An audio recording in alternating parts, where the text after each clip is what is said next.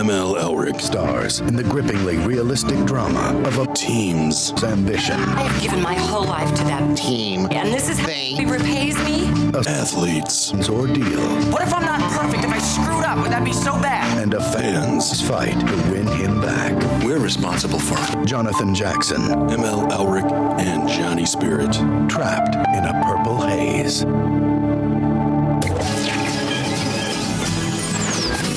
You asked interrogator questions around my face. It's gone. What are you doing? That is not paid for by them. That is paid for by the people of Detroit. You might be qualified, ML. I'm not qualified for this job. Let me tell you something. You want to go right now? Okay? You want to go right now? Hey, kids, if you're one of my friends or casual acquaintances or somebody who I don't even remember who haven't texted me in the last couple of days, how you doing? Have you been watching TV lately? Have you seen anything interesting on the old box? Other than Michael Penix Jr. Skyrocketing to the top of the Heisman Trophy. Mark, it's not enough that his name is on the show. It's not enough that we wear ML on our hoodies, on our T-shirts. It's not enough that he asked to have a colleague of ours at the Free Press come into the studio today. And I'm thinking to myself, how in the fuck is he going to make this all about him? And there you go. We did. You show up on TV, and here you are. And there goes our NC-17.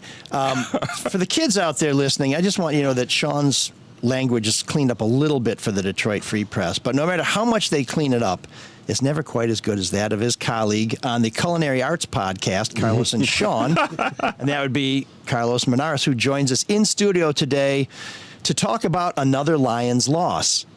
What? Oh, wait. One? No, the Lions didn't lose. Wow, we got you in on the wrong week, Carlos. It'll happen soon enough. But what I really want to know is, what is my take here? Because apparently you guys are swimming in so many donations and money that you had enough money to pay for the licensing rights for The Queen is Dead last week. How much freaking money do you guys have on the show that I'm not getting? That's what let's start with it. Let's start it there. I'll let you answer that legal question. That might have been a little fair use because we were referring to We did review it. world events. We did review it. It was very relevant. By the way, Mark, just expect a lot of eyes from these two today. That's okay. Yeah. And we did. Used to it. And expect a lot of Z's from Sean, his favorite letter in the alphabet. Well, when I'm next to you, absolutely. Did you bring a pillow? No, I Or didn't do I even need bring. to call up Trump? I didn't even bring a My And Pillow. his buddy can get me one. So I did meet Mike Lindell in course Grand you did. Rapids for a Of course you Republican did. He state did convention. not text you, I guess, Saturday night?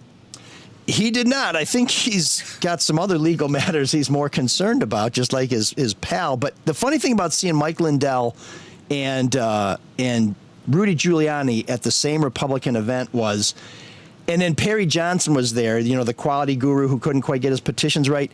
It made me wonder whether ambitious and wealthy Republicans, whether there's a requirement that they have the worst hair job, the worst hair dye job in the world. I mean, if I had that much money, I'd at least get the Just for Men thing as opposed to going straight to the shoe polish. Is that the difference between Republicans and Democrats at this point? One party dyes their hair and the other doesn't? I'm sure they both do. I don't know. Really? Yeah. Like Bill Clinton? Yeah. Like Obama? Maybe. Like Biden? I do think, though, that those guys would probably deny that their hair was dyed and that their hair color was stolen. Wait, are you rolling your eyes already, Mark? I am at that joke, yeah. Yeah, it's not really a joke. I liked your better joke. It's not really a joke. We have a very special guest joining us shortly on the broadcast. Carlos? Kim Jones, who is the producer for ESPN and ABC Sports, who was working the game where if you didn't see it the other day, maybe you turned it off because Michigan State looked like burning dog crap. I got circled and singled out for, I like to think, special attention because there was nothing better to look at on the field, so they were trying to somehow boost their ratings. But other people have suggested that I'm the new Surrender Cobra guy. So we're going to have the producer on shortly to talk about... Should we play it now? And we did clear all the rights and usage for this, too, under fair use again. For those that don't know. There might be some people that don't know. I just pulled the signed contract off our fax machine. Or for some of us that just think it's hilarious. But here's how it went on a Saturday night. That's not how it went. Here's how it went on Saturday night. And brought out to the 40-yard line by Dominique Hampton. 47-yard punt. Timeout. He's not happy. He's not feeling it. He's in a purple haze right now.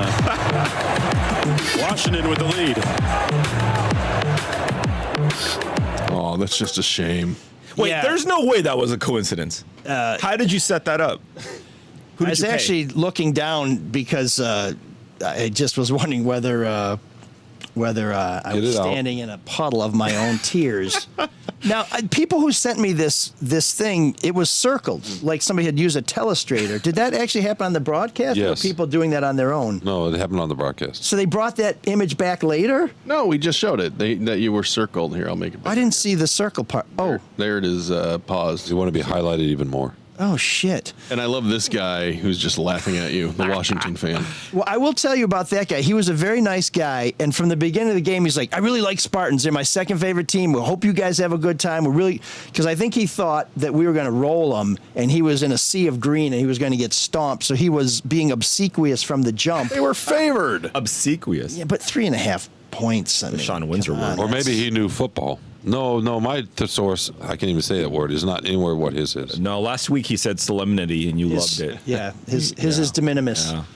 But anyway, Wait a minute. I don't know what any of these did words mean. Did a little part of you die last week having to watch that game on TV because you didn't get to travel and get your points, Marriott points, and watching your good friend BFF Mike Elrick here at that game? When you watch it, did you puke? Actually, I enjoyed it because he posted, or maybe Teresa posted photos of the fish market. Fulton, is it Fulton Fish Market? No, that's Atlanta. Pike Street. Pike Street. Place. Pike So, Place Market. so I enjoyed the little travelogue on social media. I enjoyed But that. when you I was watched happy him, for when him. you saw him on television, did it not kill you? No, it didn't kill me at all. I thought it was fun. Sam, my son, called immediately. He's like, "Are you watching this game? What's going on?" My phone blew up. Yeah, no, it was pretty funny. Mostly people laughing. But then the best part is that an hour later, Teresa posts, "We get it. Mike was on TV. You don't have to keep texting." I'm like, "Oh my God, people are actually excited for you. God forbid." so that's one of the things I it was wanted. a lot nice when I was paid to be on TV. I'll just say that. I wanted to ask you about that because I didn't text you. I didn't want to talk to you because So I know, you're the guy I who know didn't that text me. Good. I know that wondering who mode that you can was. be in when stuff like that happens, and plus I knew everybody else probably had already texted you by the time I would have gotten to you. How soon after that happened? So the signal in Husky Stadium, which you wouldn't expect from the most high-tech city in America, was dog crap. I normally tweet throughout the game like You gonna selfies answer the question? that convey all that. Eventually. But I don't know because I don't know when it was on the air, but at some point there may have been some sort of break in the clouds or something because all of a sudden it's like bing, bing, what was going on? And I knew it wasn't some sort of priapism because Michigan State was doing great. It had to be Priapism. something going with the phone. What was your first thought, though, when you feel your phone getting really hot and buzzing and like something really bad has happened or something really good has happened? I thought I'm having a Sean Windsor stroke. Or was it? This is where all that gravy kills me. I thought this is it for me. No, I'll tell you, truly, my biggest feeling was, thank God I did not have my hands on my head. I felt stupid with my tongue out, but I thought, I do not want to be the new Surrender Cobra guy, who I'm told is a real sport about it. Like goes to Spartan games and people greet him and give him a beer at tailgates. What are you He's gonna really do? cool. No, absolutely, and That's what makes college football fun. yeah, that's why we want to get that guy on the show, and hopefully we'll have him on before the Michigan State bloodbath, and I think the blood might be green if we don't change things up real fast. But no, I mean, when you see that, my first thought was, okay, I don't look that stupid. My second thought was, oh, it's better than my driver's license. Kind of picture. handsome. And then somebody who I used to work with said, you kind of look like Liev Schreiber. And I thought, that's great. No, you don't. 'Cause I normally get you look like Larry Bird, so I was really happy not to get the Larry Bird stuff. And I used to get Sean Penn too, but I don't know why. I used to get Matthew Modine, so Really? there you go. No, Because did you're a not. bleeder? No. When I was young, because I was a wrestler. No, I wasn't. You wrestle with your emotions, Well, yours and emotions got a pin. with you. How pissed were you at that moment? At that moment, You weren't pissed. No, you look like you just I forsaken mean, everything. Forget it. It's over. I was having flashbacks. I'm like, and if you're watching us on YouTube, we encourage you to subscribe to YouTube channel ML Elric. That way you get notifications when we go live, which is always kind of a dicey question. But you can see the picture because Mark is driving it into my skull. But all I was thinking was, I saw this in West Lafayette. I saw this in Columbus last year. And I remember I saw both of those ass kickings not too long after getting my ass kicked in a city council election. I thought, is 2023 going to be better than 2022? Because 2021 kind of sucked. And when we were talking to my friends who you can't see in this shot because they were in a fetal position, the whole thing we were talking about was we have an offense. We can, if Thorne is on point, we can match them touchdown for touchdown, but we're now down by 2 touchdowns and a safety. Who goes down by a safety? I mean, Commanders. That's crazy. Well, Iowa had 2 safeties when they beat some team 7-3. Dakota, yeah, I mean, what was this, 1901? I mean, who the hell's coaching this game? Amos Alonzo Stagg? I mean, it was crazy, or his friends call him Amos. But yeah, I was very glad that I was not in a more compromising position because you really don't want to be the symbol of your team's disappointment. And I was really happy that nobody else had a good signal so that when we're leaving, people were like, hey, it's the guy, Spartans losing guy. When it happened, or when you realized it happened, did you immediately think this is the podcast? No, when it happened, I immediately thought we need to run back to kickoff. I figured you did. Yeah. No, all I was thinking was we need to get a lot of points fast. The other thing I was thinking... Because I thought, oh, no, this is not a great week for Carlos because he's not going to get to talk now. When I saw that, yeah. Well, he's already contributed more than his... That's true. His other... Yeah, but it's not really about me, is it? But it's about Carlos. But the one thing that I did think, and this is real-time thought, was... You know, every time people make fun of me for having nosebleed seats at these games, this is why you don't want to sit along the sidelines, because when your team takes a crap, all of a sudden you could be posterized. So you had good seats, huh? 5th row. Really? Wow, did you pay for them yourself? Always do. And the airline tickets? Always do. And the hotels? I know sports writer. And the food? Wow. Well, I didn't eat. I did not have much of an appetite. Well, if you're a real sports writer like Sean Windsor, you get there like 8 days early, and you roam the streets looking for this cuisine and whatever it is, and seeing old girlfriends in town, and that's how you do it on the company's dime, of course. And filling the giveaway duffel bag with hot dogs for the flight home. Right. So, well, they ought to be ashamed if these go to waste. It's really just like a bologna sandwich. I still can't believe that's the voice you come up with. How long have we been doing this podcast, Mark? Oh, a long time. And by the way, Mark needs to read. What? No, I don't. I was waiting for a spot to fill. Yeah, we have to thank the people who made it possible for me to buy those plane tickets and those football tickets. Well, you're paying yourself that kind of money, eh? I've saved a lot of money. Let's put it that way. Hall Financial's made it possible for me to take extravagant trips like this because the incredible deal that I got. Yeah, if you want to take a fantastic trip like ML, why not do a cash out refinancing? Take money out of your house. You can travel the world. Sit in the back row, though. Your house value has skyrocketed last year. The average is about, I think, $50,000. They had a client refinancing at $55,000 out. You can use the cash pay off any of your credit card debt that you might have, those student loans that the government didn't finish paying off. You want to remodel your house, take all that money out. Unlock thousands of dollars today with the cash out refinance from Hall Financial at 866-CALL-HALL or chat online at callhallfirst.com. Thank you. David Hall's dad was my wife's OB-GYN when she was pregnant. I've heard that from many people. Yeah. A lot of people don't know that dad was the OB-GYN. There's a couple people. He's delivered a lot of babies into this world. Oh, yeah. So is Luke Nowacki. I don't know if he has. That means you're practically related. Where's my cash? Where's my Hall financial incentive? And he's a fantastic golfer, by the way. Yeah, scratch both ways, left and right hand. Right hand, yeah. How good about that, Sean? That's impressive. Sean was the best athlete that you've never seen actually do anything because, there's always some malady, a knee, a back, or whatever, a bruised ego. I really don't talk about it much, though. I've played against Sean. He's kind of a ghost in the post. Oh. Now, usually it's because he's going up for a defensive rebound. The other team's coming back, and he's like, I got this. Is he, well, I'm not going to say it. Well, you can go ahead and say it, whatever it is. It's all right. I'm going to say, are you the Imani Bates of the Free Press? Oh.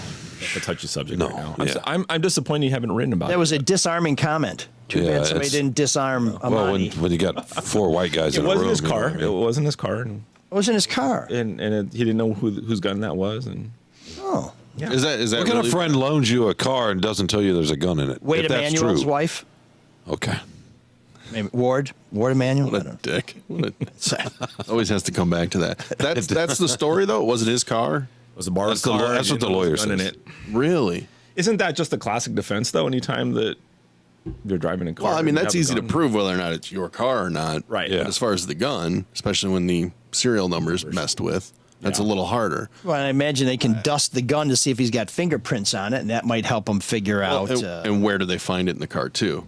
Right? Right. Was it under the seat? Was it in the console? Or was it in the trunk? Right on top of his NIL with Zingerman's. Can we get back to my post moves here for a second? Actually, can we talk about Luke Nowacki, because we're talking about money? This Luke is can a guy post you up. who can make money. There you go. Luke looks like if he boxed you out, this guy's got shoulders. You're not getting around him. Like Samson. You're not getting around him. That's right. That's Luke Nowacki at Pinnacle Wealth Management. Give him a call, 248-663-4748. You can click a link on our site. Luke's going to get you on the right path to making money. Do you want it in equities? Do you want bonds? What do you do with your money? How old are you? That actually matters too. But Luke will give you a complimentary consultation, 248-663-4748. Or, of course, the link is on our site, which is at mlsolvedetroit.com. When you click on our site, you can click on their links. And when you do contact Luke, don't forget, he'll make it all about you, sweetie. Securities and investment advisory services offered through Royal Alliance Associates Inc. Member FINRA SIPC. Royal Alliance Associates Inc. is separately owned, and other entities and or marketing names, products, or services referenced here are independent of Royal Alliance Associates Inc. So Carlos is here. Yes. And I'm not in a hoodie, by the way. No. I almost came in a suit just to shove it up someone's, In a suit. Wow. Why would I care about that? Because you guys were talking about the hoodie and how nobody dresses up, and especially Sean, and although it's a nice hoodie today. I did get some shit from was it a listener? Oh, yeah. About imagine that. My ridiculous clothes. Yeah. And we got a donation, actually. They said, can you please share this with the homeless shelter where Sean stays? And I said, that's not true. Sean lives on a horse ranch in Ann Arbor with an outbuilding. I think last time I was there, I saw even the bird bath has like a hot tub feature on it.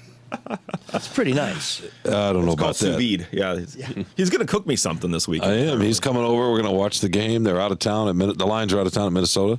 Okay. One of our other colleagues has the team, and so Carlos is going to come over. He's requested dinosaur chicken nuggets and mac and cheese. I think That's Dave Burkett. Oh, is that Dave That's Burkett? Dave Burkett. Okay. No, I'm asking the world famous Ann Windsor fried chicken. Why is she making it, or are you making it? Probably both of us. How do you both make fried chicken? Well, it's called. That's too many cooks in the kitchen, bro. Come on. Oh no! It's What a person. What a nice relationship you have. Well, these two don't know much about working together. You want to, except when you get in a voting booth. But you want to, Mark. What? What does that mean? You know what I mean? What kind of swipe was that? You like to think about other people and work with other people and compromise and so on and so forth. Boy, I was only kidding about the sports guys being into food, but jeez, talking about a self-fulfilling Do we talk prophecy. more about food on Freep Sports with Carlos and Sean than you guys talk about music on ML? No, that's what your listener told me. The food that we talk too much about. Sorry, plural listeners, plural. We just have The one. joke We just was- have the one. I love how you just. It doesn't work when we say that on our own podcast. You know, when people are self-deprecating, that's when you kind of make fun of yourself, Mike. You probably have never done that, but is that? Did you look that up in your thesaurus?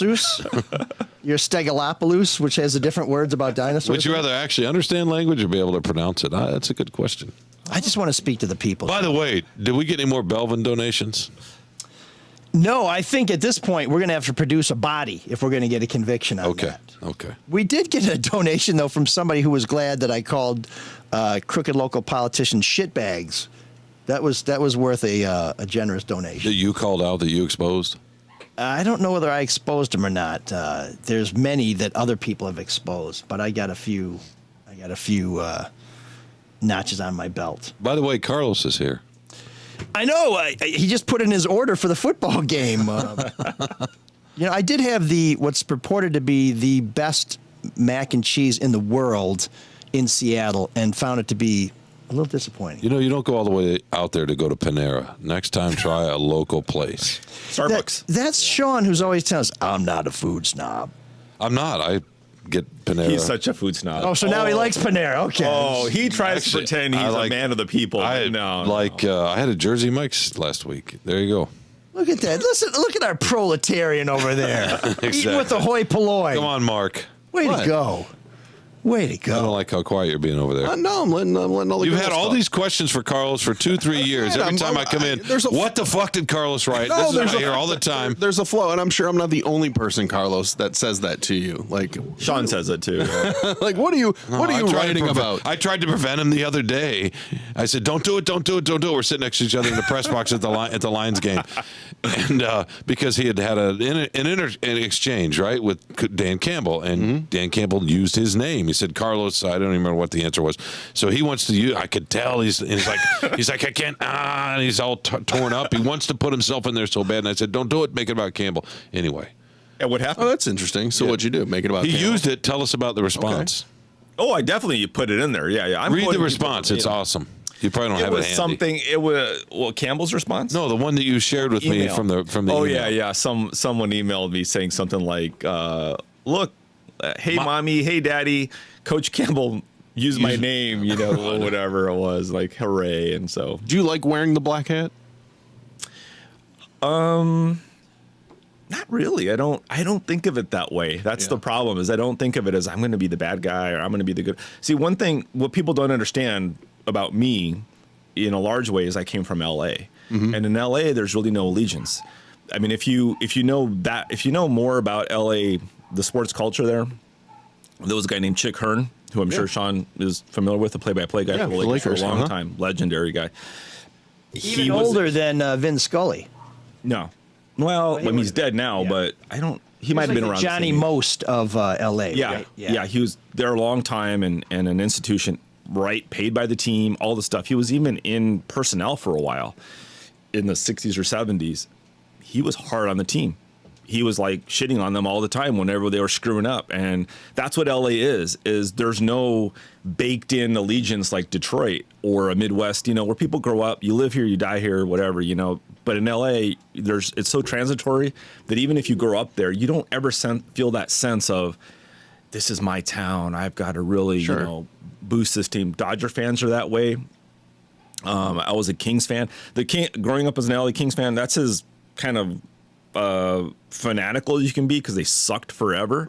I still stuck with them, and then even when they got good with Gretzky, then it was a little bit different. But the same thing, the fans will turn on any team in LA in a heartbeat. Yeah. So reading guys, growing up, reading the LA media, and there's a ton of papers, especially back then. The Jim Murray types, Mike Downey was there. Downey was great. Nobody was ever like, hey. He was there after Detroit, though, right? After So Detroit. for people who don't remember, before Mitch Albom, there was Mike Downey. Yes. Paragraph. Before Mitch Albom, there was Mike Downey. Paragraph. Before Mitch Albom, there was Mike. You're just jealous, aren't you? No, I just, my stuff is already pretty long without having to repeat, things. But hey, I got to interrupt because we are joined by Kim Belton, who is dialing in from, I don't know if he's in the super secret bunker there in Bristol, California, but he is the game producer for ABC and ESPN College Football, leading the crew of Mark Jones, RG3, and Quint Kesinich, and who incidentally... We're looking at the crowd of 79,000 people, and they said, there's one really good-looking dude who looked like he crapped his pants. Let's put him on TV. Unfortunately, that's me, but Kim, what do you got against me, man? We never even met before. What's going on? This was my only way to finally get to meet you. No. It's a pleasure. First of all, pleasure to be on your show. And it was what we try to do is have some fun. To be honest with you, we try to make sure that we're watching the game like people are sitting there in their living rooms watching the game. Oh, look at this guy. Doesn't he look like an idiot? All that kind of stuff. Guilty as charged. He gets that all the time. Well, it's funny because I used to be a reporter here in Detroit on Fox 2 and for a little while at our NBC affiliate. And I was getting text, my phone blew up right away. And I thought it was hilarious. So I was like, well, at least I wasn't picking my nose. But I heard people saying like, okay, is this like some sort of industry insider thing? Did they know you used to be on TV? And so they and we're I'm like, Yeah, I don't really think Kim Belton is watching local Detroit news from 5 years ago because he's probably got better stuff to do. Some days, depends on the day. No, you look despondent. You look like you had lost your best friend. You had that, furrowed brow. So we said, why not take this guy? And our directors, he's uncanny, and our camera folks are really good at it because, again, we don't want to do it in a mocking way and kind of make people look bad. It's not malicious at all. But if we see something that pops, we go for it. And you look like you popped at that moment. Well, I'm wondering, and there were a lot of Spartans who were popping. I wonder, do you guys sort of scan the crowd and say, okay, this isn't going the right way? That one dude looked like he's pretty miserable. Let's see if we can find him later on, because we're pretty sure he's going to do something that's going to, capture the moment. Because when you say despondent, that's probably putting it mildly, because I don't know if you were in West Lafayette or Columbus last year, but I saw that defense on the field before, and I knew that it wasn't going to get much better. Yeah, it didn't. You know what it is? It's trying to get ahead of the moment and setting you up like we did led us to other people who some were happy, some were sad, So it was... we try to find something that's funny, sometimes it's sad, sometimes it's ridiculous. We were in, where was it?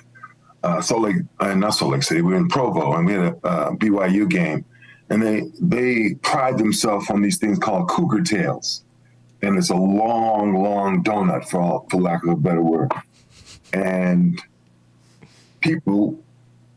It was a group of about, I'd say, 15, 20 people together.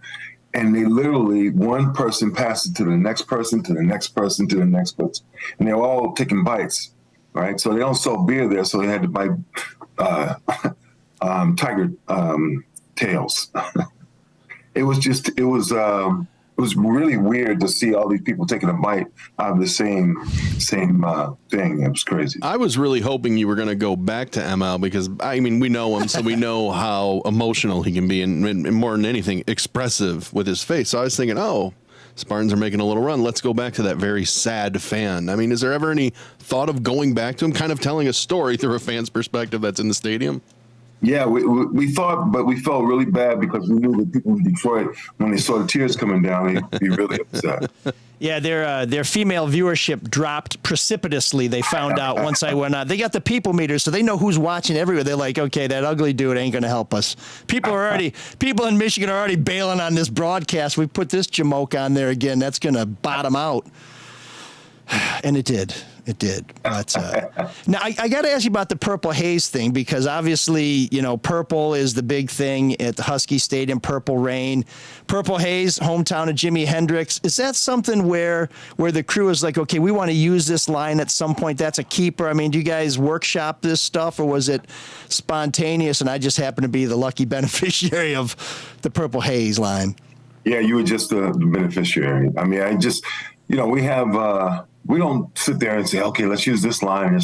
We try to make sure we have a sense of place where we are, okay, home of Hendrix, Purple Haze, Purple Rain, all that. So it was either going to be Hendrix or it was going to be Prince. So you look like a Hendrix guy, so we went that way. Kim, I do have to say, I like Prince better, but you can't go wrong with that crowd, right? No. It's like you go with the head cheerleader or the prom queen to the dance. You can't go wrong.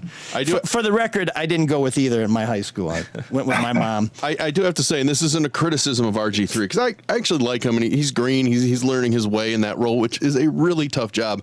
I do think he had one line planned. Well, I know he had one line planned, the left, when he's a lefty, when he's right. That's fine, whatever. But the big Penix energy line, is that something that when that happens and that flies out there, you're like, okay, people know what this means, but let's just ignore it? What is your take as the producer of that broadcast? When he said it, the first thing I went, easy, big fella, easy. But, he had one worse than that, actually. He did. His name was Orgy, and he scored a touchdown. And he said, there's an orgy in the end zone. But see, that's good, though. I think viewers like that. It's not terribly old. I thought you were going to say the pre-snapulation. Pre-snap. well, that was a good one as well. That was good. I sense a theme here from RG3. What's going on? But you know what? I mean, that isn't that what makes it fun, right? It's not terrible. Yeah, no, that's what I'm saying. I mean, I think our biggest thing is really we want people to, if we're having fun, guess what? You're going to have fun. Exactly. And you hear the name Penix. That's what we try to do. You hear orgy and Penix. Come on. I mean, any. Yeah. Why couldn't I get one of these? Why couldn't I get one of these endowment lines instead of that? I'm like baked or something. You know why? Jeez. Exactly. He's never been baked in his life. Yeah, I know. They're sitting there like, well, that's save that line for later. That guy's Irish. Hey, you're lucky. We caught a guy with a vape pen, and it wasn't just cherry vape juice, if you will. Yeah. It was some other kind of juice. And he was going to break like this. And we could have said something, but we didn't. We left it alone. Yeah. A picture will tell the story. I had told the story. No, hey, Kim. Mama, I'm okay, but I'm a little high. Exactly. It's legal there. The question I have for Kim is just, when you show an ugly guy like ML on the broadcast, right? Are your camera guys hunting people in the crowd? Like, look, hey, I got a guy here. I got a guy. He looks like he's going to take his life, or this person's looks like they're going to cry. This person's doing something ridiculous. Are you doing this? And then, all right, we're going to go to whatever. John's got this guy. Whenever Spartans get, toasted again, we're going to go right to this guy, the ugly guy in the Spartan shirt, whatever. You guys know that ahead of time, right? Well, it's really pretty spontaneous. Our director is, he's cutting the shots, stand by camera 2, take camera 2, stuff like that. And we do have Photoshop as it relates to ML, but no, I'm just kidding. But no, so he's basically calling the shots, and we have a camera meeting prior to, and when the game shifts, we shift. If the game gets away from us, then we really go wacko and try and find the craziest stuff we can find. If the game is still in the balance, we try to find, as you said before, how can we tell the story through the eyes of a fan? And at that time, his look on his face really told the story about, if you're a State fan, man, we're in trouble here. Well, one of the things that I'm known for is my Twitter account, and if folks want to follow me, it's @Elric, is I go to all the home games. What a way to start a sentence. What an opportunist. And usually, hey, man, this broadcast is all about eyeballs. Twitter's all about One of the things I'm known for. Sorry, Kim. So I go to at least one road game and all the home games, and I throughout the game will post a selfie with an expression that kind of captures how the Spartans are doing. The signal in Husky Stadium was so bad I couldn't do that, and you guys kind of carried me. You covered me, so I gotta give you a great appreciation for that. So thank you. That's awesome, because normally that. Oh, sorry, Kim. Go ahead. No, I was going to give you my address later so you can send me something. But go ahead. I'm sorry. No, I was just going to say normally that photos goes out all over the world, but I do have a question for you. Have you ever captured somebody who turned out to be a journalist who then invited you on their show? First time. Okay. Now, I don't know if you guys might not be old enough, but back on Monday Night Football back in the day when Howard Cosell used to cover it, does anybody recall ever seeing the shot of the lone fan just look like he was sleeping? I do.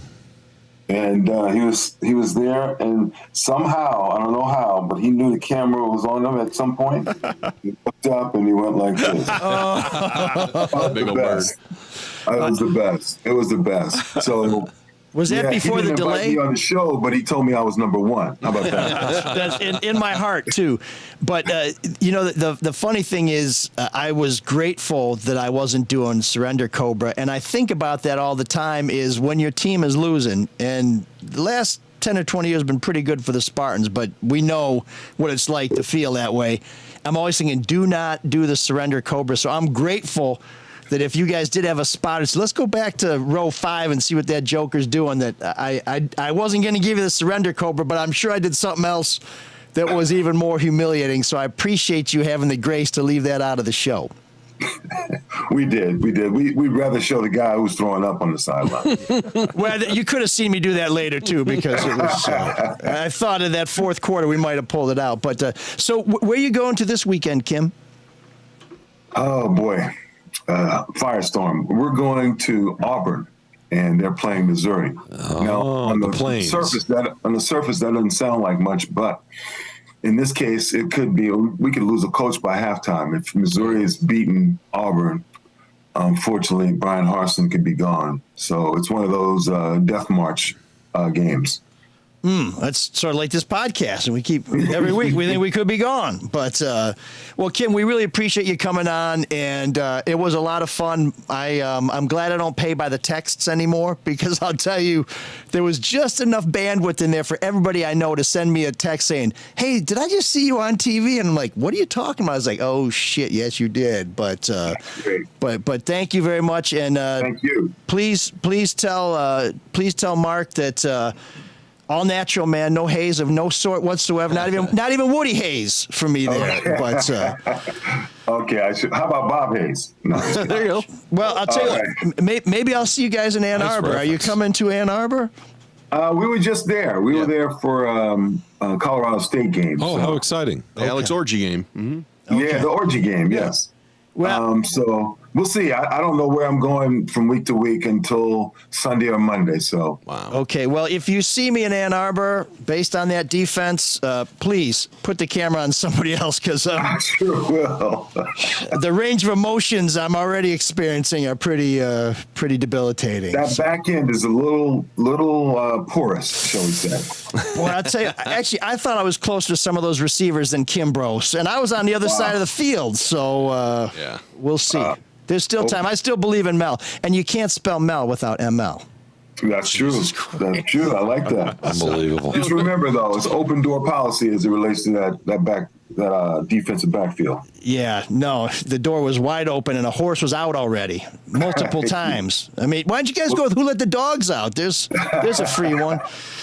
Kim Belton. Thanks a lot, you guys. I appreciate the time. Yeah, thanks for coming on. We really do appreciate it, and hopefully we'll run into you sometime. Keep my number handy, because if you're looking for an idiot in the stands, I got that box checked. All right, and bring your friends. All right. Oh, believe me, they were weeping. That's why you didn't see them. All right, thank you guys. Thanks, Kim. Safe travels. So that's Kim Belton, game producer for ABC and ESPN College Football. He's going to Auburn and Missouri on sounds like Death Watch. They don't play around in the SEC. Let's get back to why everybody hates Carlos, Mark, in that question. I think everybody hates Carlos. Like everybody hates Chris, the Chris Rock Show. It's the Carlos Monarez Show. Do you think you get more hate mail as a Free Press columnist than anybody? By far, right? It has to be. Well, it's hard to know. It's hard to know that, because we don't really compare inboxes. Yeah, and I limit myself to one email to Sean a week. But you chat with each other. Yeah, and we've talked about it before, because you can get an emotion out of me, right? Whether it's a good one or a bad one. I think that's kind of the goal. And one of the first things I told Carlos today, after I congratulated him on his new position, one of the things, just so you know, it's sports columnist is not something freaky. Oh, Jesus Christ. I don't know what goes on that other podcast. But is that another thing you're known for, by the way? What's that? Jokes? I wouldn't say so. He should start then. There's very little evidence Mark, to support what are you that. known for? Nothing. Besides hating Carlos. Trying to finish his sentence. I don't hate Carlos. Sometimes I object to the work. He's a very nice man. I have no problem with him. He's a lovely human being. But the second thing I told you was your column was very un-Carlos today, because but this is good, because I don't want to know. I don't want to have a preconceived notion as to what Carlos Monarez, is it Monarez or Monarez? Monarez, okay. Yeah. I don't want to know what you're going to think before you write it. And today's was about how the Lions have you believing, right? Because they beat a team that, not the best team, but they beat a team they were supposed to beat, right? Which I think is the thing. So I don't think you purposely go out there to write negative going back to what it is. But are Detroit fans more sensitive, do you think? Yes. Yeah, the Detroit fans are, one, they're very sensitive. Two, they're among the best fans on the planet. Especially when it comes to the Lions. The best little bitches on the planet. I'm just translating for you. Yes, because they have that team has given them nothing to root for. Even the Tigers, right? What year rebuild are we in at this point with the Tigers? The Red Wings, St. Iserman is slow walking this thing pretty much too. The new coach is like, hey, we almost made the playoff. We're in the playoff contention last year, but don't expect anything this year. We got to build this thing the right way. Everybody wants to build everything the right, who's our boy?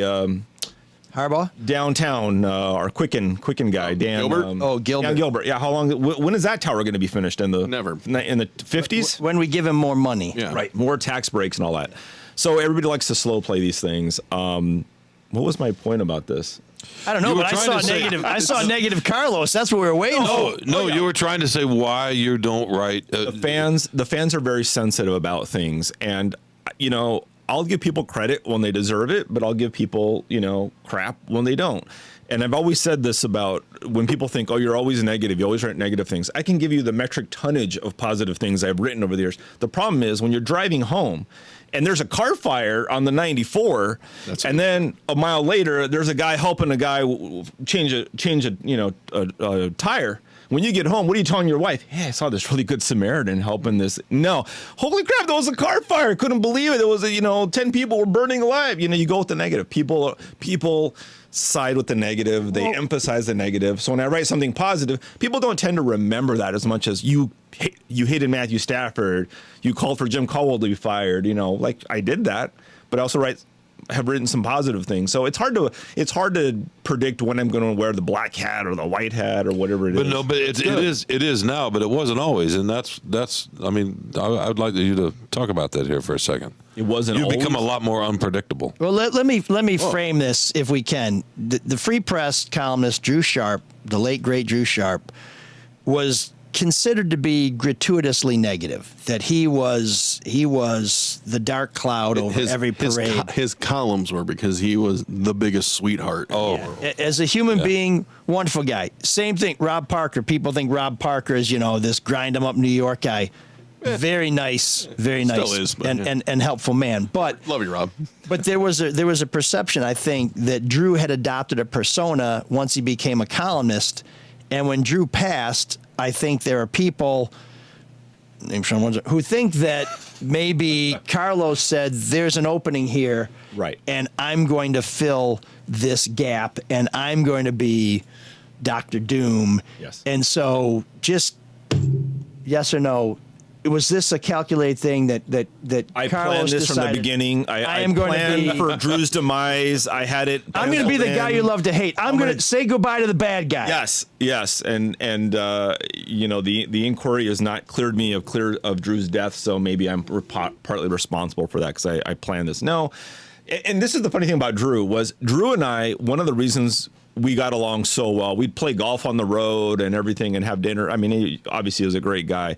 But one of the reasons is because when I would write something similar to him, like an attacking column, he'd come up to me in the press box or the media room and hug, oh, my guy. Like, thanks for taking some of the heat. Yeah. Well, no, but just for like, hey, we're kind of simpatico here. That's what he thought. And it was like, yeah, I grew up in LA, but long before I knew Drew, this is how people like Rick Riley wrote. And like I said, Jim Murray and these guys. And there was, no end to this kind of, and before Mitch Albom, there was Mike Downey. Do you see yourself still? Before Mitch Albom. You've been here since 2000, right? 99. 99, okay. Do you see yourself still as this LA guy, or are you a Detroit guy now? I don't see myself as an LA guy, but that's where I was raised, okay. I mean, it was just such a... I mean, in that town, I went to school there at Cal State Fullerton, and it was such a great place to learn about, to be in the business of journalism and study journalism. Yeah, and this is all independently owned big papers, the LA Times, the Herald Examiner in Los Angeles, the Orange County Register, the LA Daily News, the Long Beach Press Telegram. These are all papers that had easily more than 100,000 readers per day. The Times had almost 1 million at one point. So you had a lot of different voices. And when you have a lot of different voices and frankly, a lot of competition, which is great for the news business, it's great for any business, but especially for the news business, people had to distinguish themselves. You couldn't write these. I think I asked a yes or no question. He just gave it to you right there. People, that is the key. What he just said, and of all that word salad, people had to distinguish themselves. That is exactly the point. What a hypocrite. You couldn't I know, write, exactly. You couldn't write I see it both ways. good and bad. It's okay. Everything's fine. No, but you can go from one you guys got out that the door. covered. You You'd be got that gone. covered. Yeah. Yeah. You had so that was the problem is people had to have strong voices, and some of them were really like Rick Riley was hilarious when he worked for the LA Times. Scott Ostler when he was there before he went to San Francisco, he was funny. Jim Murray was funny, but he could be cutting.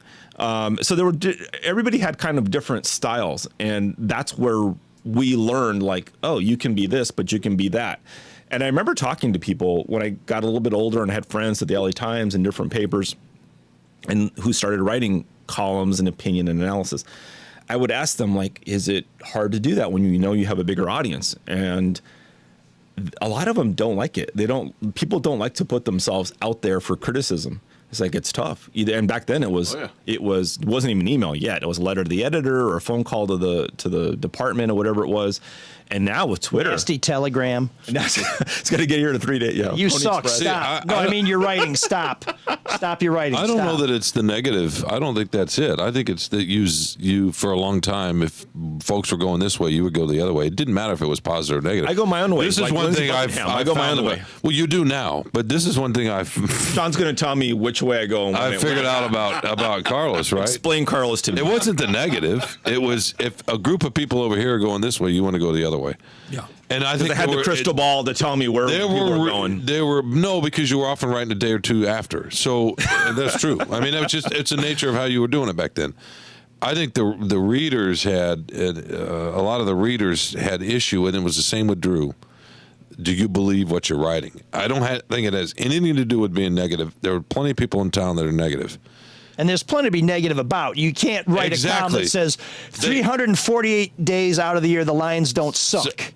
It's the 16 they blow that we care about. Right. And the Tigers and the teams have been bad for a long time. 15. Exactly. That's exactly right. So that's 17, that's the question. I mean, Carlos and I have had a lot of we've talked about this on. Well, there's a word salad there too. Let me it's always a food show with these guys. No, but do you coming feel up next, Sue Solaski. Right. This is what happens when Mike, doesn't dominate the sandbox. What do you think about that? Because I know you've heard that from people. Do you believe what you're writing? That to me has always been the biggest thing I've heard. When I get asked about you, when I see comments, that's the thing that is the most consistent thing in the past. I think it's changing, but I'm curious. I've never believed a word, Sean, about one thing. Okay. I've come up with so many. No, I can understand that. Because I think some people do sometimes go into a situation. Another yes or no question. It was a big build up to it, but it was. I said no. Did I say no? I said yes. You said you can understand that. You were trying to be it because excuse you for being a human being. Sorry, Drew, and some people, and I do think Drew, unfortunately, sometimes went in thinking ahead of time. This is whatever his notion was of I'm against this, I'm for this, and I'm gonna.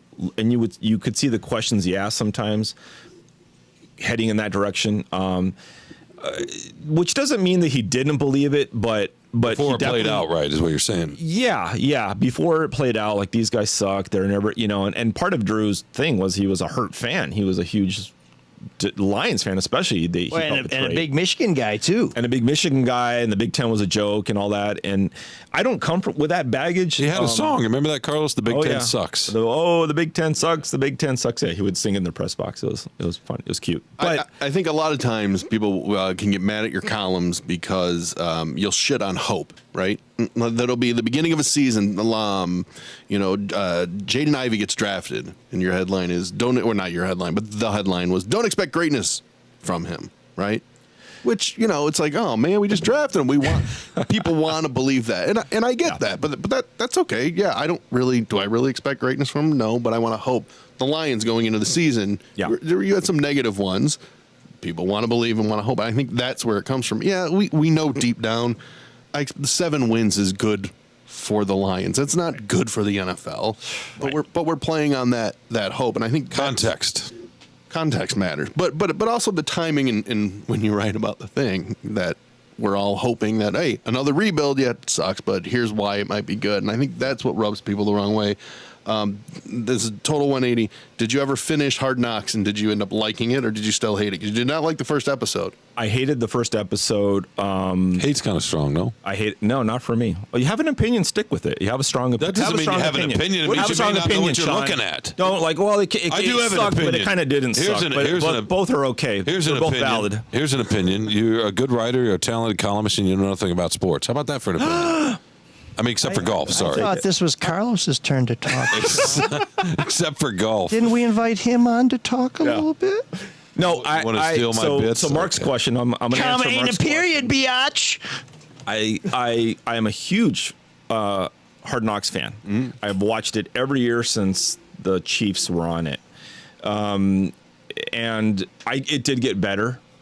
But I think The show progressively has gotten, now I wouldn't say worse, but it's gotten way more restrictive in what they're going to show you Way naturally, more. because it's after Ocho Cinco, after Joe Philbin cut Ocho Cinco and they showed it, I think there was a lot of reaction in the league from owners, from different people, right? Branding people, whatever. Like, this is a black guy. This is too real. And it totally changed after that. yeah, totally. it is what they want you to see. But that being said, I like watching Aiden Hutchinson sing Michael Jackson. Okay, but the right? problem is This is what I try to tell Carlos. that was completely okay. That was a fun moment and whatever. And Rodriguez doing the little salsa dance was fun. And I did the math, and 7% of the show was watching Dan Campbell do 40 up downs. Sure. That's fucking lazy. That's lazy television. That, you can do it a different way. You can show something else. You can, and all this, a lot of this is just unfortunate. It's not just the Lions, but all their shows recently, it's just fluff. They used to show things like guys, like coaches playing solitaire, wasting time. That was not a good look. Yeah. Like, what are these guys doing? It's a culture of FaceTime, of being in the office, of I can't leave before my boss leaves. That's the problem with one of the problems with the NFL. And they got to that. They kind of showed you, like, holy crap, these guys waste a lot of time. They want you to believe that I'm working 12 hours grinding film and checking this and going through the playbook and talking to the guys. It's a lot of waiting around. It's a lot of waiting around doing a lot of nothing, and that was one of the things with Jim Caldwell was he was like, do your work, get out. If you do your work and you do it well, get the hell out. You do not have to live at the facility. I mean, this town got the Caldwell thing wrong. I mean, we all did. Everybody wanted him Well, gone. you'd still have 9 wins or maybe 10. Exactly. I hate the Lions. Huh? Yeah. I said I didn't want Caldwell going. I thought Caldwell was great, and they threw hired. a 14 win in there. He did in Indianapolis. I mean, we act like he. Come on. But one thing I did not like, and I knew this was going to happen, was, and I didn't write about this because I wrote twice or whatever it was about Hard Knocks, but in the final episode when they finally cut the guys and they showed the guy, they always do this. This is one of the staples of Hard Knocks. They're going to cut a guy. He goes into the coach or the GM's office and they give him this is, it's a numbers game, whatever. And they had Campbell and Holmes in there. And this is a very orchestrated thing by the Lions, I think, is that we're going to be a kinder, gentler organization. And when you saw around the coaches when they were making decisions on who to cut for the initial 53, they're talking to the assistant coaches and we think this, and it seems very cooperative. It's really not. It's those decisions are left to very few people. Dan Campbell and basically Brad Holmes, maybe someone else, maybe a John Dorsey, a senior advisor. But to think that your position coach is really going to have much say in who you're going to keep, it doesn't happen really. I don't think position coaches always know the salary numbers. They don't know salary numbers, how the team works holistically, who, whatever.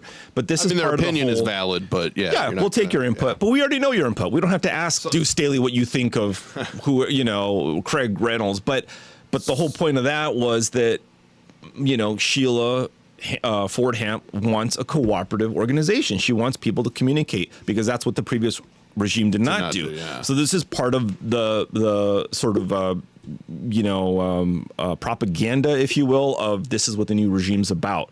We're cooperative and we want to work together and everybody's going to feel better about things. And it's not that it's untrue, but that was very orchestrated for television. Which is what I don't like. What's happened with Hard Knocks? It's a TV show. They're carrying water. People understand that, but don't believe it's reality. That's a problem. And even Dan Campbell said that. People understand this. Yeah, we talked about They don't. No, They don't then what's the understand. value of it? Mark, help What's me the out value? here. What's the value of fake reality? Commercial. Okay. Just like it's the Kardashians. about selling shit. People know that. That's the thing. Well, that's why I don't watch We've it. had Give people a lot of credit. We have had reality it's all TV crap. for decades now. We've had it for decades now. Nobody believes it's real. It's real reality. People understand it's produced and edited and depends on where the camera and this is the whole angles thing, are. Mark. This is speaking to your thing. Persona. People want to believe in a persona. They want to believe that I am a mean guy with a black hat, whatever. They want to believe that Kim Kardashian is really that glamorous and lives on jets and whatever. Well, there's just a blurring between the people's perception of what like Kim Kardashian puts out versus what she really is. That is so blurred. Well, Dan Campbell, right? He seems like a great guy. He does only have 4 wins so far. Right. So there's a whole grouping to be taken together. But that's why they want to show that, hey, here's the other side of Dan Campbell because he only has 4 wins. I mean, I think people understand that. I think people get that. Yeah, it's a promotion for the Lions of this is who we are. And the coaches, NFL. And the NFL. Yeah. This is the guy who's fun and interesting, and he does get, by the way, I've written this too, he gets a lot of benefit of the doubt. A lot of early season hype comes from the national media who doesn't want to waste time to come to Detroit, but they can get Dan Campbell on the phone and talk to him about, he makes good copy. Great copy, great sound bites, and that gets disseminated throughout the league. All the fans throughout the, like, hey, wow, Detroit, they're doing something cool because their coaches. He's like a buff bro dude who's fun and gets it and talks about biting kneecaps. Hey, I'll admit it. I liked Brady Hoke's introductory press conference, but it's all bullshit. And you loved him the next year when he got you to the bowl. Was it the Sugar Bowl? Sugar Bowl. Yeah. Hulkamania. I even went. Yeah, exactly. So, and then when he stopped losing, you lost it. This is what fans are. They're a lot more sophisticated. They may not know a ton about the sport itself, but they understand the production. Winning cheers of all. I didn't really care. I didn't care for how he handled the Brendan Gibbons whole fiasco, which now he's going through again at San Diego State. Yeah, right. It's with the kickers. Yeah. Well, that's a whole other issue. Sorry, you've been quiet over there for a while. It's your show. I was just like the waiting Lions, for though. permission. I thought I was on the Carlos and Sean podcast. I don't have any recipes to share. We're going to have Lindsey Green on next. She's going to share the next. Cut the cheese, put it on the cracker. She wasn't the what's the series we do as the Free Press? You're a free guy now. What's that great series where the Free Press goes to a restaurant and the top 10 takeover. The takeover. She was at the Bellflower in Ypsilanti, which is a really fun little funky place in Ypsi, by the way. Can we go back to Carlos's columns? Yeah, let's go back to him. I'm going to ask you about another. People don't want to hate him. They don't think he's mean. They don't care if he's mean or not. No, they it's the care. work. That's exactly it. No, I get That's it. all they care about. Believe me. I appreciate. I think I understand that. You're a fan and a reader, and wow, this is a good education series for. I appreciate that there's someone. Thanks for Sean-splaining it to everybody. I appreciate that there's someone who's not trying to convince me, like some TV announcer trying to keep the viewers from switching channels, that the pile of steaming dog shit I didn't see was actually some kind of dumpling. Thank you, Carlos. You're welcome. There's not much to cheer about. But that being said, in sports around here. That being said, that team that played at Ford Field and how they played on Sunday is different than what we've seen. Absolutely different. I was in line in a garage in Seattle. I thought you're not alive. And I wouldn't have watched it if I was home either. Did you take anything out of that game, by the way, in Seattle? Let's see if you know anything about football. What'd you take away, other than you were sad that they lost? What did I take? He already hears. This feels like a setup. Where are we going? No, what'd you take away besides the fact that forget the defense, the defensive line, which is problematic as the secondary. What was the other thing you took away? Well, since you're trying to drive me into a box can here, why don't you just give me like a multiple choice so I can answer it correctly? No, what'd you take away? I know it's not fun. You know what I'm taking away right now is that Sean's a lot like my wife, that there's no right answer unless I divine what it is he wants me to say. So if you could just write it down and pass it over. What'd you take away? I'm curious. That Michigan State's defense. I can't talk about the defense. No, you've already said that. Let me switch the other side of the ball. That we have some trouble with the run game. Yes. What else? Pass protection. Yeah. What else? You know what's funny? Okay, here's another. Was there anything positive at all that you would take away? Think, I'm sorry, Mark. I took a lot positive away from it. You know what I took a lot positive away from it? A month from now. That inside, they're all people. And they care, just like you and I care. And if you cut me, do I not bleed? I know all that shit. You say we all know that Hard Knocks is a bunch of phony baloney. Why I don't know all that stuff too? I know they're all kids. I know they're all trying hard. Did you know Keon Coleman was capable of what he showed? Yes, in fact, I was wondering why they didn't give him the ball earlier, except I thought maybe they're trying to limit the playbook early on. And then they're going to open it when the games get bigger. Is that it? No, just once you get into the game's account. The other thing is, and I hate to say this, because I love it when guys stay another year, but Jaden Reed should have gone. He should have gone pro because Everyone they have so many wide receivers that he can be just as good as he was last year, and his numbers are going to look worse because there are more options like Coleman. Don't get drafted on your And now numbers. here's the other Mark, thing is, please- where was Malik my Carr? God. I did not see Malik Carr in the game at all. You asked for this. Oh my Yeah. God. Barker's a better No, player. what I was going to say is there's another person. Daniel Barker's a, But let me tell you something. potential Let me tell you NFL something about tight end. this. Let me tell you something about this.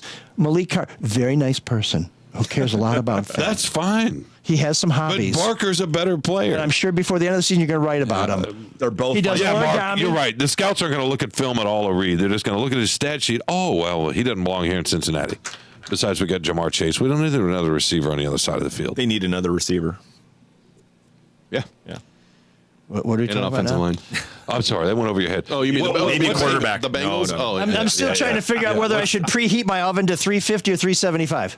Let's get Lindsey Green in here to talk about, or Susalaski. No, Susalaski would be the one. Hey, what do you have They're against, already booked. What do you have against food anyway? He's always making Why do you comments hate food? every week. Yeah, why do you hate food? I don't hate food. All right, short answer, ML. Are you worried about Michigan State? I think anybody who watched that team is worried. Because what I found interesting, and here's another person who gets a lot of shit from his listeners, is Mike Valeni. And I heard him yesterday say, he goes, losing to Washington, yeah, it sucks. It's like getting, I'm not going to be happy about getting kicked in the nuts, I think was his quote. He goes, but it doesn't mean a million different things. And I think he's right. It's just, it's a loss. It's I don't often agree with him, but I do there. I was talk about not expecting to hear something come out of his mouth like that. No rant, no nothing. It was like, yeah, he's right. It's a loss on the road where you were the underdog, out of conference. You can still do whatever you want. They got to fix the stubbornness more than anything. But I learned that the hard way as a Michigan fan, where every loss used to be so the world's exploding, and no, it's not. It doesn't mean that anymore. That is such a Michigan fan thing. We're the greatest team ever. We're the greatest team ever. Team makes a mistake. These guys suck. They're not smart enough to go here. Fire the coach. Fire the AD. High expectations. No, unreasonable dicks. High expectations. Leaders and best. Excuse me. Oh, I like that. I love the look on his face. I wish that was the look we got to see Saturday night, by the way. Are you still with us, Kim? This is the money shot right here, baby. This is the money shot. I have to ask Carlos about another column during the pandemic, so times are different. A lot of people were very emotional about this, people I know, that you will never root for Justin Turner again for not wearing his mask. Yeah. And I think you were very upset so much that you couldn't even root for the Dodgers anymore. Can you root for the Dodgers anymore? I can root for the Dodgers, and the JT thing. It's hard for me to reconcile that, to root for him. And I've always, as in the column, the whole point of it, the whole thing was we both went to Cal State Fullerton. He's a little younger than I am, but I actually watched him play in college at Goodwin Field, and he was in the World Series, College World Series, and he got hit in the face and all this stuff. Nobody, if there was one guy at Cal State Fullerton that people thought was not going to ever make the pros, it probably would have been Justin Turner, like a good player. Like, no, he's too small, whatever, blah, blah, blah. And it's kind of a miracle that he did find his way onto the, into being not only a regular MLB player, but the column was about COVID, right? Because COVID. He didn't wear his mask, and he sat next to Dave Roberts. He got pulled off the field in the late innings, and then he came back because he just tested. He had just tested positive, and COVID is a lot different than it is now too. It was, and they're having the field celebration or whatever on the field, and somehow he found his way back onto the field, positive and everything, hanging out with all his teammates, and Can you cheer for him now, though? No, I can't. Really? Come on. It bothers me. It bothers me that he was so selfish at that point. I have the same problem with Tyler Bertuzzi. Really? But it's one mistake. Absolutely, it's selfish. Absolutely. Well, Tyler's when the Tyler's chips a are little different. Well, no, because you're being selfish. You're putting yourself ahead of the team. Everybody else is making these sacrifices. Now, Justin Turner was a little bit different. It was a They World just Series. won. It was done. Yeah, he just didn't cost won. he didn't cost his team anything. He didn't. Could he have put him in? He could have killed somebody, but okay, have, whatever. but he didn't. He didn't. Yeah. So, shit. But I think you can root for him again. Don't deprive yourself. I want to. Don't deprive yourself of fandom if you just because of one mistake. It would be hard.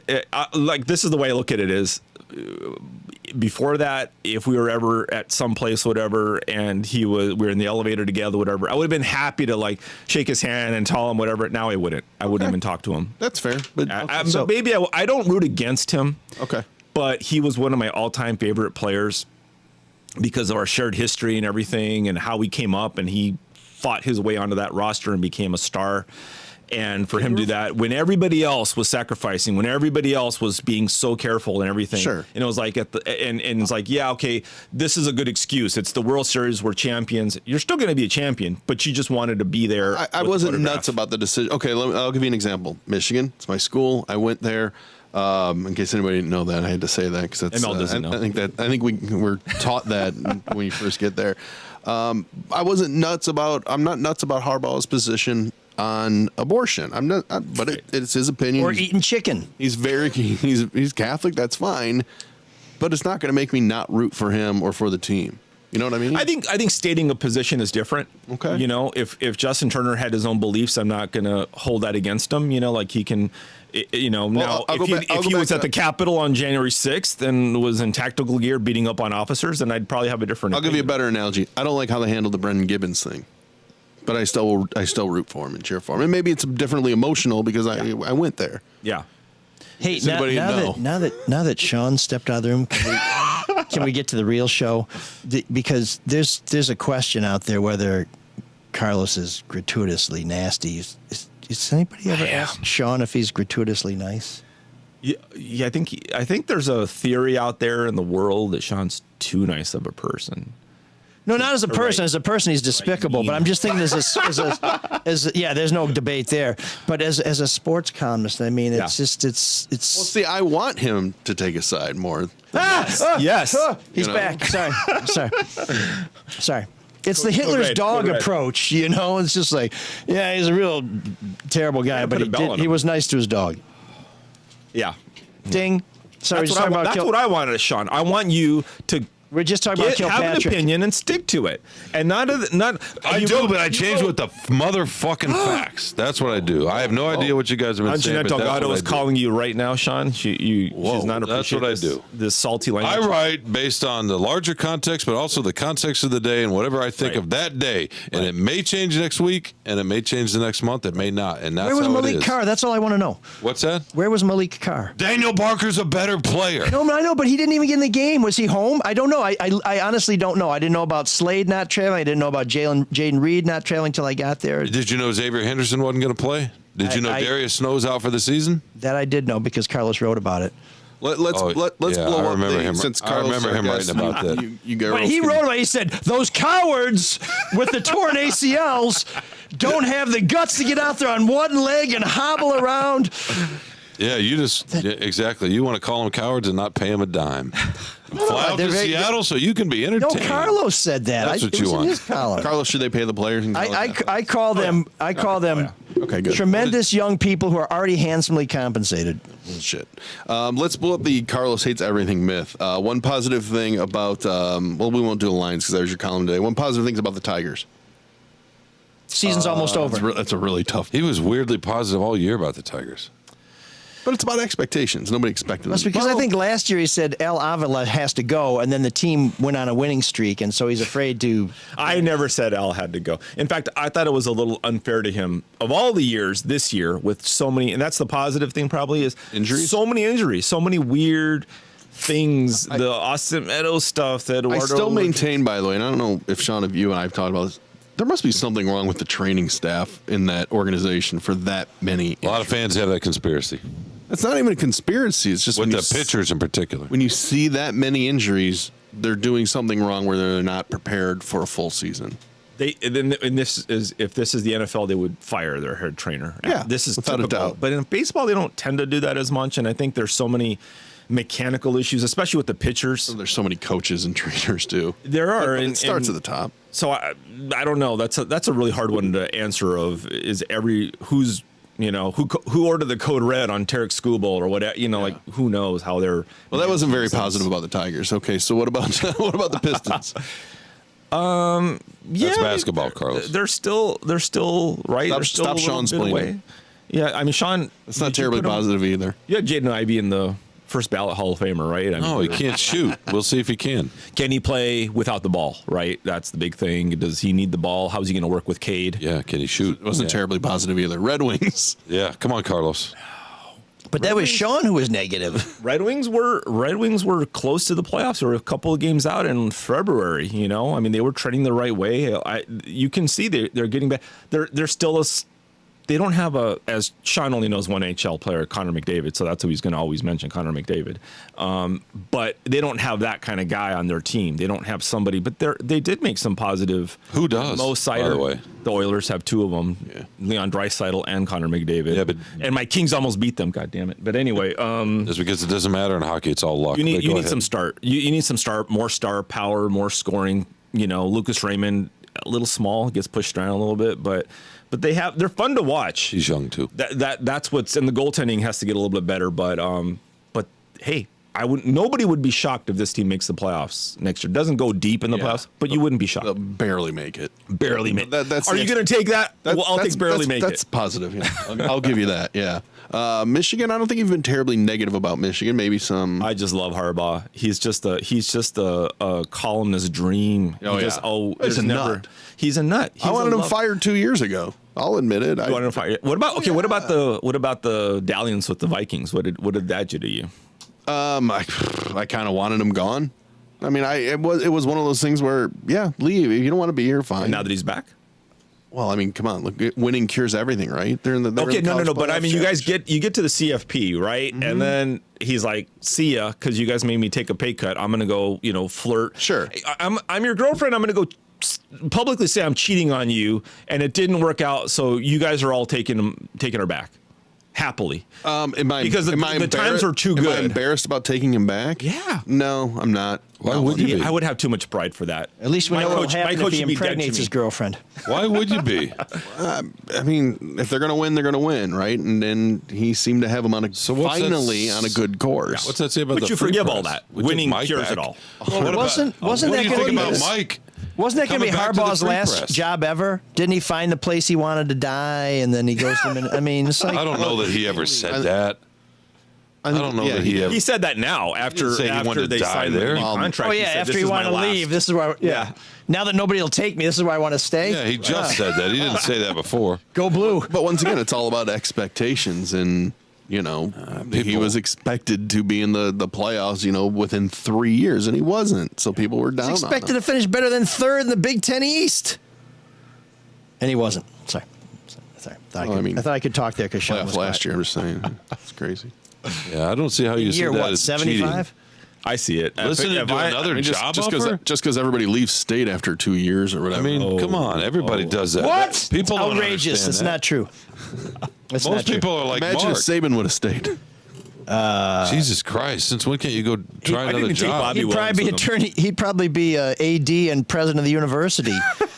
Perlis couldn't leave because he didn't know where to get steroids in other towns, so he had to stay close to his dealer. Rest in peace, George. Oh man, the geeks have inherited the earth. Did I do that? What a dork. Does him wanting to play with us again mean that he's turning into a geek, or we're turning into cool guys? That's what Kim Belton would call a hard out in TV. It's like, we're done with this thing. We're going to the next one. I'm going to keep this brief because... really, how? Well, too late. Sometimes the interruptions do prolong things a bit. And as we know, this is the only realm where Sean can prolong things. But I did want to let you know I that, did hold it in for a long, long time. Too long, in fact, and couldn't, I almost needed to go to the hospital, but that's another story. That's probably Carlos's fault, not too. Pulling out? Wait, what? Yeah. Oh, shit. So, King Charles III, mom dies. That sucks. Moving into Buckingham Palace. Yeah, I can hear the Cool. empathy. People at Clarendon House, as they're all standing in line to pay their respects to the Queen, they get a note that says, by the way, don't bother coming back to work on Monday because it looks like we've got too many people here. So how do you tell people in this moment of mourning and all this need to convey that you are as empathetic and as thoughtful and caring as your dead mother? King Charles somehow lets half of his staff at his royal residence know that they're probably going to get laid off as soon as they put the old bird in the ground. How do you do that? See, nobody has an answer, and Sean's got an answer for everything. He's king. He can do whatever he wants. Speechless. He's speechless. I don't want to talk about this. The monarchy is just, no. You're no fun. By the way, I can tell from listening to all you guys talk about the monarchy last week, none of you guys have watched The Crown. I've watched it. Oh, we've all watched it. Oh yeah, I love it. It may be the one That show that we've all explains it watched. Sean, so you watched well. it, right? Yeah. Yeah, I've seen part of it. Yeah, I've seen everything up until Princess Diana. Then I got bored. No, that was a good season. That was good. That was a good really season. good season. Yeah. I didn't really like Princess Diana. No, I didn't either. Let's keep celebrating feudalism. This is awesome. Yeah, because that's what it is. It's celebrating feudalism. Well, that's exactly what it does. What is of course it does. It's just anodyne. There's a word for you, Mike. And that was his problem with Hard Knocks. But I'm talking about something that's actually fucking real, where tax money's going to people to prop them up so they can go drive around and for photo ops. That's all that is. They bring in more money than they take. You did grasp that King Charles is going to be Geek of the Week, so this was going to be critical of the monarchy. I don't know if you picked that up. I used to probably be with checking you. on your muffins. I used to be with you until I learned that, yeah, they bring in a lot of money because they're mascots for the country, and the country rallies They're around. corgis. It's not split. It's a story. I don't know what the percentage is over there, but it's nowhere near 90 or 80 or probably even 70. Didn't you call them the Kardashians? Yeah, they kind of are. Yeah. You know, I mean, through birth, but we'll be dealing with the Northwest for a long time. Uglier Kardashians with smaller butts. At least that's a private enterprise. Who doesn't Except for Fergie. Who doesn't like a good princess and prince story? Now, do they all need to be white princesses and princes? No. I mean, they can be other kinds, but So there could be story. So all mermaids don't have to be white. Oh no, it's the story that matters, right? So Yeah, the story does usually matter, and the story here is that it's Well, this country's imperfect too. All countries are imperfect. Yeah, and we try to make change, right? We try to change it when we and the royals have it. Yeah, they should get rid of the system. I mean, it's kind of silly, but anyway, They did. silly's the wrong word for it. Figurehead, you're the worst. You're no fun. I'm sorry. Who was your geek of the week? You already did it. There's an all-night party in room 7609. And you can dance together all night if you've got the time.